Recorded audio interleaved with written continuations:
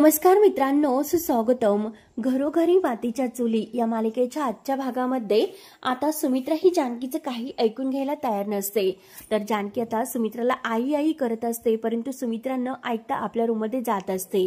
तेव्हा जानकी तिच्या मागे करत आई आई करत येते, परंतु नंतर जेव्हा ती सासूबाई म्हणते, आता सासूबाई म्हटल्यानंतर सुमित्रा लगेच थांबते. जानकी परत म्हणते की सासूबाई ऐकाय ना. तेव्हा लगेच आता सुमित्रा रागाने म्हणते की जर तू मला इथून पुढे या नावाने हाक मारली तरच मी तुला आवाज देत राहील. आता जानकी विचारते की आई तुम्ही इतकं माझ्यावर रागवलात का? तेव्हा सुमित्रा रागाने म्हणते की अगं मी तर तुझ्यावर रागवणारी कोण आहे तुझी? तेवढा हक्क सुद्धा माझ्याकडे राहिलेला नाही, आणि जरा खरा हक्क आहे तर तो तुझ्या पार्वती त्या सासूबाईंकडे, तिच्याकडे आहे तो हक्क. तेव्हा आता जानकी स्पष्ट शब्दात सांगते की हे बघा आई, त्या माझ्या सासूबाई नाहीत. हे बघा ती बाई आहे तर ती पार्वती नाही. खोटं बोलून ती आपल्या घरामध्ये शिरलेली आहे. फक्त पुरावा मिळायला हवा, मग मी तिचा जो खरा चेहरा आहे ना तो सगळ्यांच्या समोर उघडकीस आणेल, म्हणून आणेलच. आता सुमित्रा रागाने म्हणते की हे शहाणपण तुला आता सुचते का? नक्की हे बघ अगं, स्वयंपाक घरातील पहिला नियम मी तुला सांगितला होता, हे तू विसरलीस का? अगं एकदा पदार्थ करपला तर गॅस बंद करून काही उपयोग नसतो. हे बघ परिस्थिती जेव्हा हाताच्या बाहेर गेली तेव्हा तुला हे सर्व सुचते का? एकाच चुकीमुळे आता ह्या बाईने सर्व काही घर आपल्या हातात घेतलेलं आहे, सर्व घरावर तिने काबीज आणलेला आहेत. तेव्हा आता ऋषिकेश सुद्धा काय आणि हे सुद्धा काय, कोणीच आता माझे राहिलेले नाहीत. आता लताबाई ऋषिकेशला आवाज देत बाहेर येते आणि गोळ्यांची चिठ्ठी तिच्या हातात असते आणि ऋषिकेशला आवाज देते की ऋषिकेश ऋषिकेश. तेव्हा मात्र आता ऋषिकेश धावतच हो आई असं करत येतो. तेव्हा आता सुमित्रा आणि जानकी समोरच असतात. लताबाई आता ऋषिकेशला म्हणते की अरे ह्या गोळ्या आहेत, माझ्या जरा घेऊन येतोस का? आता ऋषिकेश म्हणतो की हो आता मी ऑफिसला निघालो आणि येताना नक्की घेऊन येईल म्हणून. तेव्हा आता सुमित्रा रागानेच आता ऋषिकेशकडे आणि त्या बाईकडे बघत असते आणि जानकीला सुद्धा आता ह्या सर्व गोष्टीचा राग येतच असतो. आता लताबाई ऋषिकेशला म्हणते की अरे ह्या गोळ्यांचे किती पैसे होतात ते मला सांग. तेव्हा आता ऋषिकेश लगेच म्हणतो की अगं आई तू असं का करतेस, मी आईकडून कधी गोळ्याचे पैसे घेईल का? आता लताबाई मुद्दाम सुमित्रासमोर ऋषिकेशच्या चेहऱ्यावरून अगदी प्रेमाचा हात फिरून त्याचा पपा घेते आणि म्हणते की खरंच गुणाचं ग माझं बाळ.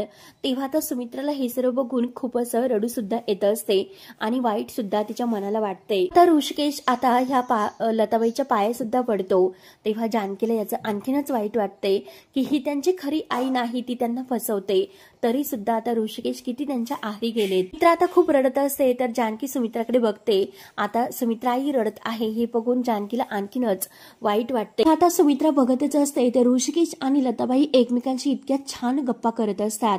ऋषिकेश सुद्धा आता त्या लताबाई बरोबर इतका खुश असतो आणि ती त्याचे सारखे पापे घेत असते. आता हे सर्व बघून सुमित्राला खूप रडत असते आणि सुमित्रा आता खाली मान घालून तेथून आता जाता आता जानकीला म्हणते की हे बघ जानकी, अगं पारिजात मात्र माझ्या दारी, परंतु फुलं मात्र त्याचा सडा आहे तर तो शेजारी. हे बघ तुला काय सिद्ध करायचे आहे ही सिद्ध तू कर, परंतु वेळ निघून गेलेली आहे. आता सुमित्रा समोर हे जे काही घडलेले आहे म्हणजे ऋषिकेशने सुद्धा आता आलेल्या एका बाईवर आपली आई म्हणून विश्वास ठेवला आणि तो तिच्या किती आहारी गेलेला आहे. आपल्या सुमित्रा आईला सुद्धा तो विसरला, म्हणून आता सुमित्राला खूप वाईट वाटते. ऋषिकेश आता लताबाईला म्हणतो की आई मी येतो असे बोलून आता ऋषिकेश जायला तेथून निघलेला असतो. तेव्हा सुमित्रा रडतच आता ऋषिकेश जवळून जाते. सुमित्रा ही आतमध्ये जात असते आणि जानकी आई आई करत आता सुमित्राला समजावत तिच्या मागे जायलाच निघलेली असते. ऋषिकेश आता दरवाजात उभा राहिलेला असतो, चप्पल वगैरे तो घालतच असतो. तेवढ्यात आता लताबाई जानकीच्या हाताला धरते आणि जानकीला म्हणते की काय ग तू कुठे निघालीस? अगं माझे पाय खूप दुखतात, माझ्या पायाला तेल वगैरे लावून देतेस का? तेव्हा मात्र आता जानकीचे लक्ष ऋषिकेशकडे जाते आणि लताबाई मुद्दाम ऋषिकेश समोर जानकीला हे सर्व म्हणत असते. तेव्हा मात्र ऋषिकेश वळून जानकीकडे बघत असतो. जानकी आता ऋषिकेशकडे बघतच असते तर आता लताबाई म्हणते की जा वाटीत तेल घेऊन ये, आणि हे बघ वाटी मात्र काशाची नसेल तरी सुद्धा चालेल, जा बरं तेल घेऊन ये. तर जानकीला आता ऋषिकेशच्या मनासाठी, त्याचं मन आता धरून ठेवण्यासाठी तिला शेवटी लताबाईंच्या पायाला तेल लावून द्यावेच लागते. आता लताबाई खुश होत लगेच आता रूम मध्ये निघून जाते आणि ऋषिकेश सुद्धा तेथून हसून निघून जातो.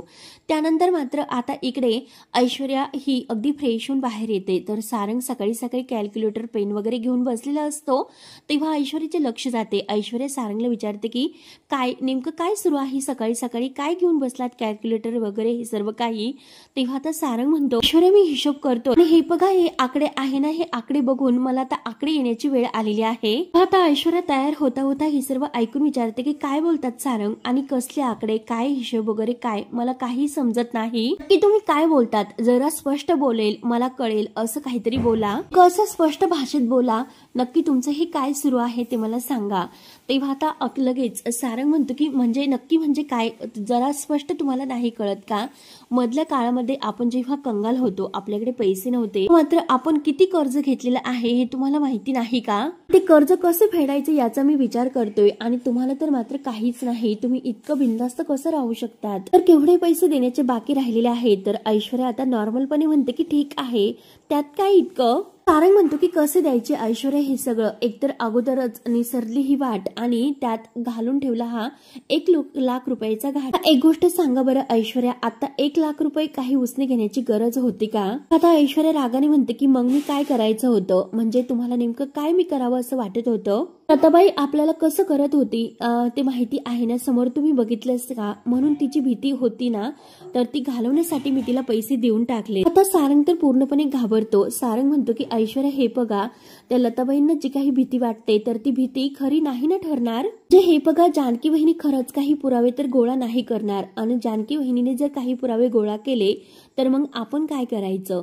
तेव्हा आता सारंगचं हे बोलणं ऐकून ऐश्वर्याला सारंगचा खूप राग येतो. रागाने ती आता सारंग जवळ तेथे बेडवर बसत म्हणते की काय हो, त्या लताबाईने काही तुमच्या डोक्यावर हात फिरवला की काय? आणि हे बघा सारंग, तसं काही होणार नाही. ती जानकी आहे ना, ती फक्त हुलकावणी देतात. ती काही पुरावे काही कुठूनही काही आणू शकणार नाही. ती कितीही हुशार असली तरी सुद्धा आपण सुद्धा सावध राहायला पाहिजे. तिचं आभाळाकडे लक्ष असेल तेव्हा मात्र आपण जमिनीवर सूर देऊन उभं राहायचं, ती सुरुंग देऊन. तेव्हा आता सारंग म्हणतो की आपण जर त्या सुरुंगावर पाय दिला आणि आपलाच पाय जर त्या सुरुंगावर पडला तर मग कसं होणार? आता ऐश्वर्याला सारंगचा खूप राग येतो. ती सारंगला म्हणते की हे बघा, तुम्हाला पॉझिटिव्ह बोलता येत नाही, निदान निगेटिव्ह सुद्धा तुम्ही बोलू नका. हे बघा, आपला जो काही प्लॅन आहे तर तो प्लॅन आपल्याला सक्सेस करून दाखवायचा आहे. तरी सुद्धा सारंग ऐश्वर्याला काही ऐकून घ्यायला तयार नसतो.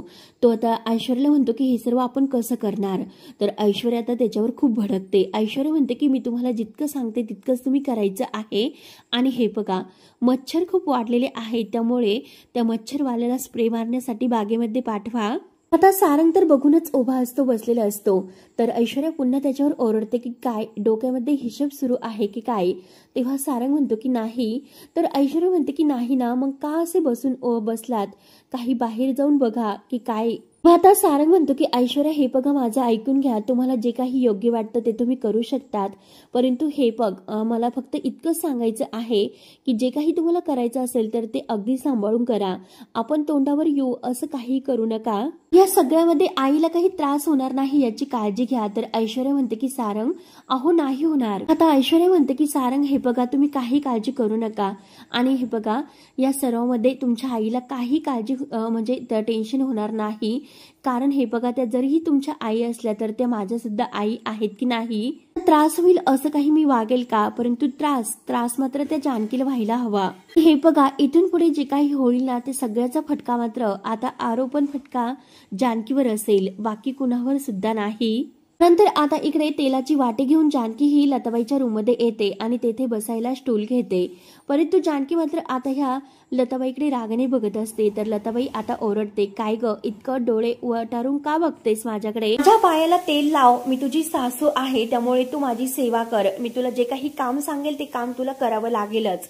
त्यावर आता जानकी फक्त बघूनच असते. जानकी आता हे लताबाईकडे रागाने बघते, परंतु तिला काही उत्तर देत नाही. आता हे सर्व ऐकून घेतल्यानंतर जानकी लताबाईला विचारते की का तुम्ही असं वागतात?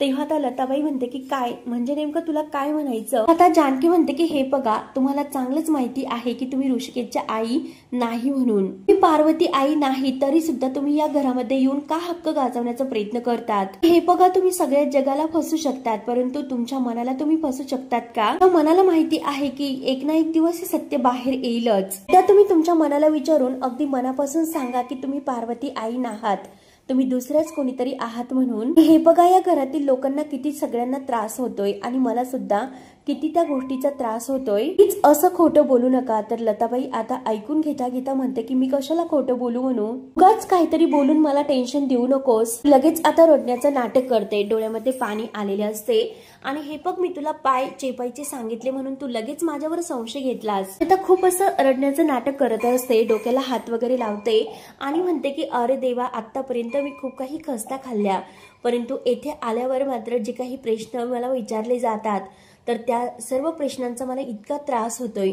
उत्तर देता देता माझ्या नाकी नऊ आलेत. मी इतके पुरावे देऊन सुद्धा यांचा माझ्यावर विश्वास नाही, माझ्या जीवाला काही चैन देतच नाही. तेव्हा आता जानकी म्हणते की झाले का तुमचे, आणि हे बघा तुम्हाला चांगलंच माहिती आहे की तुम्ही पार्वती आई नाही म्हणून. जानकी म्हणते की हे बघा तुम्हाला सुद्धा माहिती आहे की तुम्ही खोटं बोलतात आणि मला सुद्धा माहिती आहे की तुम्ही खोटं बोलतात. आणि तेवढ्यात दरवाजात नाना येतात. जानकी म्हणत असते की इतकी नाटकं तुम्ही कशासाठी करतात आणि का. तेव्हा नाना आता हे दोघींचे सर्व काही बोलणं ऐकतात, म्हणून आता ही लताबाई आहे तर ती जोरात आता अगदी रडण्याचं नाटक तर करते. नाना विचारतात असतात की काय झाले आणि तुम्ही का रडतात. तेव्हा जानकी लगेच उठून उभी राहते आणि काही नाही नाना असं म्हणते. लताबाई आता मुद्दाम नानांना म्हणते की रडू नाही तर काय करू, कारण ही जी आपली सून आहे ना तर ती माझ्यावर अगदी आरोप करते. पार्वती नाही, मी सगळ्यांशी खोटं बोलते आणि घरात प्रत्येकाची भांडणं लावते असे आरोप मात्र ही जानकी माझ्यावर करते. आता जानकी उठून उभी राहते, नानांना म्हणते की नाना हे बघा हे असे काही नाही आणि हे जे काही सांगतात ते खोटं बोलतात आणि त्या गैरसमज करून घेतात. तेव्हा आता नाना बघूनच असतात. तर आता आजीही ही लताबाई रडण्याचं नाटक करते आणि म्हणते फक्त माझे पाय दुखत होते म्हणून हिला तेल लावून देण्यासाठी सांगितले होते आणि बघा ना अहो ही माझ्याशी कसं वागते, काय बोलते, मला ती माझ्यावर संशय घेते, प्लीज तुम्ही हिला समजावून सांगा. तेव्हा आता नानांना हा लताबाईवर विश्वास बसतो. आता नाना ही जानकीलाच बोलतात. नाना म्हणतात की जानकी अगं हे काय ऐकतोस मी, का तू असं करतेस. आता नानाला जानकी म्हणते की हे बघा नाना, अहो मी त्यांच्या पायाला तेल लावतच होते. तेव्हा आता नाना म्हणतात की हे बघ जानकी मला माहिती आहे आजपर्यंत तू सुमित्राची सेवा केली, हे बघ आता ही तुझी सासूच आहे, ती सासू आलेली आहे, त्यामुळे हे बघ तुझं तू ठरव, मी तुला काही बळजबरी वगैरे नाही करणार. ज्या मनाला वाटतं की तू जशी सुमित्राची सेवा करत होती तशी हिची सुद्धा सेवा तू करावी, तू तिला त्रास होईल असं काही तू वागू नकोस. आणि नाना जी काही तेलाची वाटी आहे तर ते स्वतःकडे मागतात आणि ती वाटी घेतात. आता जानकी म्हणते की नाही नाना, मी देते तेल लावून त्यांच्या पायाला, मला काही प्रॉब्लेम नाही. तेव्हा आता आजी म्हणते ही लताबाई की नको नको, कुणाची मदत नकोय, माझं मी आहे ते करते. तर नाना मात्र ह्या लताबाईला सुद्धा वैतागलेले असतात. तेव्हा आता जानकी म्हणते की नाना तुम्ही नका काळजी करू, मी लावते त्यांच्या पायांना तेल. आता जानकी लताबाईच्या पायांना तेल लावायला तिथे खाली बसते आणि तेल लावत असते. तेव्हा आता लताबाई आणखीनच रडण्याचं नाटक करते. तेव्हा नाना ही जानकीला म्हणतात की मी बाजार समितीत जाऊन येतो, म्हणून नाना आता लताबाईला विचारतात की मी येऊ का. तर जानकी आता बघूनच असते नाना सुद्धा किती बदललेत आणि ऋषिकेश सुद्धा.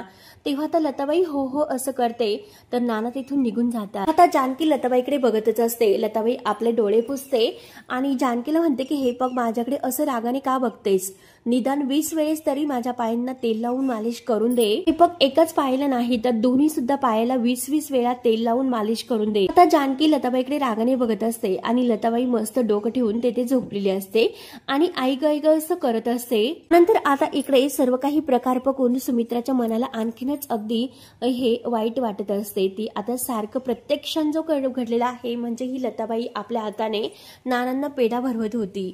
आता ही प्रत्येक क्षण आहे तर ते आता सुमित्राला आठवतात. सुमित्राचे डोळे अगदी भरून वाहत असतात. त्या मनाला एक असा जबर धक्का बसलेला असतो, कारण आज ऋषिकेश चक्क तिच्या पाया न पडता त्या पार्वती म्हणजे लताबाईच्या पाया पडलेला असतो. आज दुसऱ्या म्हणजे घरातून आलेली बाई आपल्या घरावर हक्क गाजवते आणि घरातील लोक सुद्धा तिच्यावर किती विश्वास ठेवतात हे आता सुमित्राला सगळं काही आठवते. आता सुमित्रा ही सगळं काही आठवून आता स्वतःलाच म्हणते की काही शिल्लक नाही राहिलं, माझं अस्तित्वच आता शिल्लक राहिलेलं नाही. तर ऋषिकेश सुद्धा माझा राहिला नाही आणि नाना सुद्धा माझे राहिले नाही. मी आता काय करू म्हणून सुमित्रा खूप रडत असते. आणि तेवढ्यात आता सुमित्राच्या रूमचा दरवाजा आहे तर बाहेरून कोणीतरी त्याची कडी लावून घेतात. सारंग आता त्या पेस्ट कंट्रोलवाल्याला घेऊन आलेला असतो आणि येथे मच्छर झालेले आहेत आणि त्या खिडकीजवळ तो सुमित्राच्याच येतो आणि येथे मच्छर झालेत खूप, तुम्ही आता हे फवारा मारून घ्या. आता तो जो काही पेस्ट कंट्रोलवाला आहे तर पूर्ण ठिकाणी फवारणी करत असतो आणि आता मात्र धूर आहे तर तो सुमित्राच्या रूममध्ये येतो।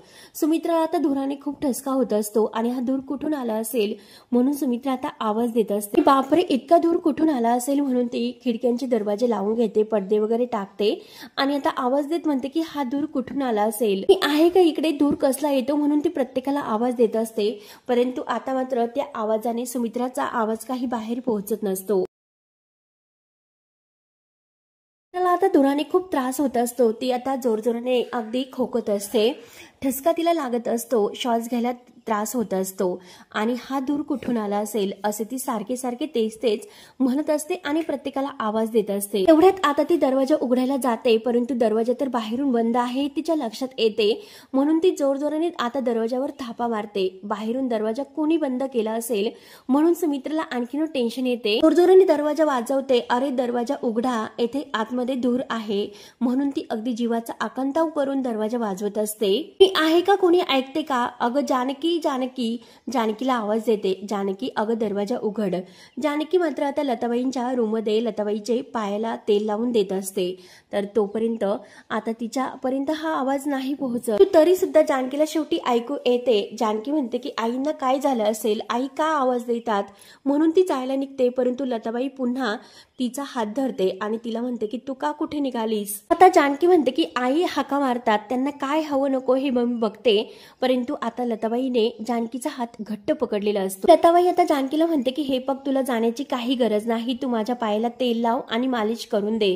तेव्हा आता जानकी म्हणते की अहो आई आवाज देतात, नक्की त्यांना माझ्या मदतीची गरज असेल म्हणून। तेव्हा लताबाई काही जानकीचा हात सोडत नसते। जानकीला म्हणते की हे बघ, काही त्या सुमित्राला मदत वगैरे लागत नाही, ती सगळे काही नाटक करते आणि हे बघ ती म्हणजे तिला नक्की समजलं असेल की तू माझ्या पायाला तेल लावते आणि म्हणून ती मुद्दाम सर्व काही कांगावा करत असेल, तिला हे देखवलं नसेल, तिने बघितलं असेल म्हणूनच तिला आता अगदी तुला तिकडे बोलावून घ्यायचं असेल। आता जानकीला खूप राग येतो। जानकी म्हणते की का असं वागतात तुम्ही, मला जाऊन द्या, म्हणून जानकी आता हात सोडवण्याचा प्रयत्न करत असते, परंतु लताबाई तर आता जानकीचा हात सोडतच नसते। लताबाई म्हणते की थांब, मी आता तुझ्या नवऱ्याला सुद्धा फोन करते आणि नानासाहेबांना सुद्धा फोन करते आणि त्यांना सांगते की ही माझं काही ऐकून घेत नाही म्हणून। तर हिची सासू आहे, परंतु माझ्याकडे लक्ष न देता ही फक्त सुमित्राच्या पुढे पुढे करत असते। आता जानकीला खूपच राग येतो आणि शेवटी नाईलाजाने तिला तेथे बसून राहावे लागते। तेव्हा आता इकडे सुमित्राचे खूप हाल होतात। दरवाजा तर लावलेला असतो, ती पूर्णपणे घाबरून तिला श्वास सुद्धा घेता येत नसतो। ती आता अगदी श्वास रोखत म्हणते की जानकी जानकी, अगं जानकी तू कुठे गेलीस, ये ना लवकर, मला खूप त्रास होतोय। सुमित्राचा आवाज सुद्धा निघायला तयार नसतो, कारण इतके हाल तिचे होत असतात। आहे का, कोणी आहे का असा आवाज देत आता ती अगदी बेशुद्ध पडणार असते, कारण तिला काही सुचत नाही। तेव्हा ती इकडले तिकडले पडदा व्यवस्थित लावण्याचा प्रयत्न करते, परंतु आतमध्ये तो जो काही फवाऱ्याचा धूर आहे तो पूर्ण पसरलेला असतो आणि त्यामुळे तिला खूप त्रास होतोय। ती खूप वेळा दरवाजा वाजवते, जानकीला आवाज देते। आता जानकीच्या कानावर हा आवाज ऐकू येत असतो, परंतु हा लताबाई मात्र तिला तिकडे जाऊन देत नसते। की आता आईंच्या हाका ऐकते आणि मनात म्हणते की नक्कीच काहीतरी झाले असेल, म्हणूनच आई मला आवाज देतात। लताबाई आता जानकीवर अगदी ओरडते, अगं लवकर व्यवस्थित चेप की, परंतु जानकी आता तिचं ऐकून न घेता लगेच उठते, धावतच आता बाहेर येते। परंतु तोपर्यंत आता ऐश्वर्याने मुद्दाम आता सुमित्राची तिला खूप काळजी आहे असे दाखवून मात्र ती घाईने आता तेथे येते आणि सुमित्राला बाहेर घेऊन येते। सुमित्रा आता बाहेर बसलेली असते, तेव्हा मात्र आता जानकी बघते तर काय, आणि धावतच आईंजवळ येते आणि विचारते की आई अहो काय झाले, अरे देवा आईंच्या खोलीतून धूर कसा, नक्की काय झाले। तेव्हा आता ऐश्वर्या म्हणते की अगं आई त्या खोलीत अडकल्या होत्या, तो माणूस मच्छरचं औषध मारण्यासाठी आला होता, त्या धुराने मात्र त्रास झाला, कारण खिडकीतून तो सगळा धूर आईंच्या रूम मध्ये आला आणि काय माहिती कुणी आईंच्या रूमची दरवाजा बाहेरून कडी लावली होती। तेव्हा लताबाई सुद्धा बाहेर आलेली असते आणि आता ऐश्वर्यानेच हे सर्व केले असेल। तेव्हा आता जानकीला खूप राग येतो, जानकी बघतच असते, परंतु आता सुमित्रा ही अगदी रडत असते। आता मुद्दाम ऐश्वर्या सुमित्राला विचारते की आई तुम्हाला बरं वाटतं ना। तेव्हा मात्र आता लगेच जानकी म्हणते की आई अहो आता तर बरं वाटतं ना तुम्हाला, खूप त्रास होत असेल। तर सुमित्रा रागानेच आता जानकीला मागे लोटते आणि आता स्पष्ट शब्दात अगदी रागाने म्हणते की हे बघ, तू एकही शब्द माझ्याशी बोलू नकोस, नाही तू माझ्याशी बोलू नकोस, इतक्या जीवाच्या आकांतावाने मी तुला हाका मारल्या होत्या, तू का आली नाहीस, कुठे होतीस तू। तेव्हा जानकी मात्र काही उत्तर देत नाही, परंतु लताबाई लगेच मोठ्या आवाजात म्हणते की जानकी माझ्या पायांना तेल लावून देत होती, लगेच काय झालं ग तुला ओरडायला सुमित्राला असं म्हणते, तेव्हा आता सुमित्राला हे ऐकून आता जानकीचा आणखीनच राग येतो. तेव्हा आता जानकी लगेच अगदी आईंकडे बघत असते, परंतु सुमित्रा रागानेच आता जानकीला म्हणते, मात्र तुझ्या सासूची सेवा करत होती, तू माझ्या जीवाची पर्वा जानकी तू केली नाही. आता जानकी म्हणते की आई अहो तसं काही नाही, प्लीज माझं ऐकून घ्या. परंतु सुमित्रा म्हणते की हे बघ जानकी, आता मला कोणतंही स्पष्टीकरण द्यायचं नाही आणि मी तुझं काही ऐकून घेणार नाही. खरंच मी खूप मोठी चूक केली की मी तुझ्यावर अगदी जीव तोडून प्रेम केलं. एका आईचं प्रेम मी तुला दिलं, माझी लेक मी तुला मानलंस. जेव्हा माझ्या जीवावर बेतलं तेव्हा मला कळलं की माझी खरी सून ऐश्वर्याच आहे म्हणून. तेव्हा आता ऐश्वर्या आणि लताबाई या दोघींना इतकं हसू येत असते, कारण आज जानकी आणि सुमित्रा यांच्यामध्ये फूट पडलेली असते आणि आता सुमित्रा जानकी विरुद्ध नाही ते बोलत असतात. ऐश्वर्याला आता आईंची खूप काळजी आहे असं ऐश्वर्या दाखवत असते. तर सुमित्रा म्हणते की अगं मदतीसाठी मी इतक्या हाका तुला मारल्या, तुला आवाज दिला, तुला बोलावलं, परंतु माझ्या मदतीला आले कोण, तर ऐश्वर्या आली. आता सुमित्राला ते सगळं काही आठवते की आता मी इतकी त्रासात होते आणि ऐश्वर्या तेथे आली म्हणून मी वाचले, म्हणून आता ते सगळं काही आठवून ती रडत असते. तर ऐश्वर्या मुद्दा म्हणते की आई हे बघा, तुम्ही स्वतःला इतका त्रास करून घेऊ नका, शांत व्हा बरं, रडू नका. हे बघा आई, तुम्हाला आणखीन त्रास होईल, तुम्ही रडू नका बरं. मी एक काम करते, तुम्हाला मोकळ्या हवेत बाहेर घेऊन जाते, म्हणजे तुम्हाला जरा बरं वाटेल. जरा बाहेर जाऊयात. आणि आता जानकी रागानेच ऐश्वर्याकडे बघत असते. तर ऐश्वर्याचे नाटक आहे ते बरोबर आता सुरू असते. ऐश्वर्या आता या सुमित्राच्या हाताला धरते आणि तिला बाहेर घेऊन जात असते. सुमित्राची खरंच ऐश्वर्याला खूप काळजी आहे असं मात्र ऐश्वर्या सुमित्राला दाखवण्याचा खूप प्रयत्न करते. आता जानकीला खूप वाईट वाटते. तर लगेच आता लताबाई जानकीला म्हणते की काय ग जानकी, तू तर इतकी धावत पळत तुझ्या सासूकडे गेली होतीस, परंतु झाले मात्र काय, तर लगेच तोंडावर पडली आणि तिने तुझं काही ऐकून न घेता तुला भाऊ सुद्धा तिने दिला नाही. बघितलंच ना तुझी सासू कशी निघून गेली ते. हे बघ, ते पण तुला 10 शब्द तिने सुनावले, ऐकवले आणि मग बाहेर गेली. हे बघ, शेवटी सक्क ते सक्क असतं ग बाई, असं म्हणून ती बरोबर जानकीला अगदी आणखीनच रागात आणते. जानकीला आता लताबाईचा इतका राग येतो, अगदी डोळे मोठे करून ती आता लताबाईकडे बघत असते. आणखी रागाने आता इकडे रूम मध्ये निघून येते आणि तिला इतका राग आलेला असतो की ही जी काही बाई करते ना नाटक, ते सगळं काही मुद्दाम करते. मुद्दाम मला सुमित्रा आईपासून दूर करण्याचा प्रयत्न करते हे जानकीच्या लक्षात येते. त्यासाठी मला आता ती बाई लताबाई नाही आहे आणि ती पार्वती नाही हे सिद्ध करण्यासाठी कोणतीही किंमत जरी मोजावी लागली तरी सुद्धा आता मी मोजायला तयार आहे, परंतु ते पुरावे आता मला मिळवावेच लागतील. तर आता जानकी डोळ्यातील पाणी पुसते आणि कपाटातून तिला पैसे घ्यायचे असतात, परंतु आता ते कपाट जेव्हा उघडायला जाते तर कपाट हे लॉक असते. जानकी तर विचार करते की कपाट का लॉक असेल, नेहमीच्या ठिकाणी जे काही किल्ल्या ती ठेवत असते तर तेथे शोधते, परंतु तेथे सुद्धा आता त्या चाव्या नसतात. मग जानकी विचार करते की किल्ल्या कुठे गेल्या असतील, तर किल्ल्या इथेच ठेवल्या होत्या म्हणून ती आता बेड खाली सुद्धा त्या चाव्या शोधत असते. आता जानकी सर्व रूम मध्ये किल्ल्या शोधते, परंतु तिला कुठेही सापडत नाही. मग जानकी विचार करते आता रूम मध्ये कुठेही किल्ल्या नाहीत, मग ऋषिकेशने तर ठेवल्या नसेल ना. परंतु आता ऋषिकेशला मी कसं विचारू, परंतु किती काही झाले तरी आता शेवटी ऋषिकेशला विचारावं तर लागेलच. आता ऋषिकेश मात्र ऑफिसच्या बाहेरच आलेला असतो. तो गाडी पार्किंग मध्ये लावतो आणि आता आतमध्ये जायला निघतो. तोच आता जानकीचा फोन येतो. जानकीचा फोन बघू ऋषिकेश फोन उचलतो आणि लगेच जानकी म्हणते की हॅलो ऋषिकेश. तर ऋषिकेश म्हणतो की बोल ना जानकी. आता जानकी विचारते की अहो कपाटाच्या किल्ल्या कुठे ठेवलेल्या आहेत, ती आहे का तुम्हाला. तेव्हा आता ऋषिकेश म्हणतो की कपाटाच्या चाव्या आहेत तर त्या माझ्यासोबत मी घेऊन आलो. आता जानकीला धक्का बसतो. जानकी म्हणते की काय म्हणतात तुम्ही तुमच्यासोबत घेऊन गेलेत. तेव्हा आता ऋषिकेश म्हणतो की हो, त्या कपाटात खूप पैसे आहेत आणि विनाकारण काल रात्री आपण 1 लाख रुपये गमावून बसलो हे तुझ्या लक्षात तर असेलच. मुळे माझी पूर्ण खात्री आहे की तो माणूस तुला पुन्हा पैशासाठी कॉल करणार आणि तू परत त्याला पैसे देणार म्हणून. आता हे सर्व ऐकून जानकी विचारते की म्हणून तुम्ही कपाटाच्या ज्या काही किल्ल्या आहेत तर ते तुमच्या जवळ ठेवल्या तर. तेव्हा आता ऋषिकेश म्हणतो की हो, कारण चुकीच्या माणसाला मला आणखीन पैसे द्यायचे नाहीत. आता जानकी म्हणते की हे बघा ऋषिकेश, हे सर्व मी करते. तर लगेच आता ऋषिकेश ऐकून घेत नसतो. ऋषिकेश म्हणतो की आय एम सॉरी जानकी, तुला चाव्या नाही देऊ शकत. जानकी म्हणते की ऋषिकेश मला चाव्या हव्या आहेत, परंतु आता ऋषिकेश ऐकायला तयार नसतो आणि ऋषिकेश फोन कट करतो. तर जानकीला आता भलतेच टेन्शन येते. आता मात्र मी नक्की काय करू, कारण ऋषिकेशचा सुद्धा आधार माझ्या सोबत नाही आणि ऋषिकेशच्या सपोर्ट शिवाय मी काहीच करू शकत नाही, म्हणून जानकीला खूप टेन्शन येते. जानकी आता विचारात पडते. तर हा भाग येथे संपतो. पुढील भागामध्ये जानकी आता पैसे मागण्यासाठी सुमित्राला फोन करते करते तर सौमित्र विचारतो की वहिनी काय झाले, तर जानकी म्हणते की सौमित्र भाऊजी मला पैशांची गरज आहे. सौमित्र विचारतो की तुला किती पैसे हवे आहेत वहिनी. आता जानकी सांगते की 1,00,000 रुपये. तर सौमित्र म्हणतो की काय बोलतेस, 1,00,000 रुपये. जानकी म्हणते की माझ्यासाठी हे पैसे खूप महत्वाचे आहे आणि आजच्या आज मला हे पैसे हवे आहेत. सौमित्र म्हणतो की बरं ठीक आहे, काही काळजी करू नको, मी लगेच तुला पैसे ट्रान्सफर करतो. म्हणून आता सुमित्राने जानकीला पैसे दिलेले असतात.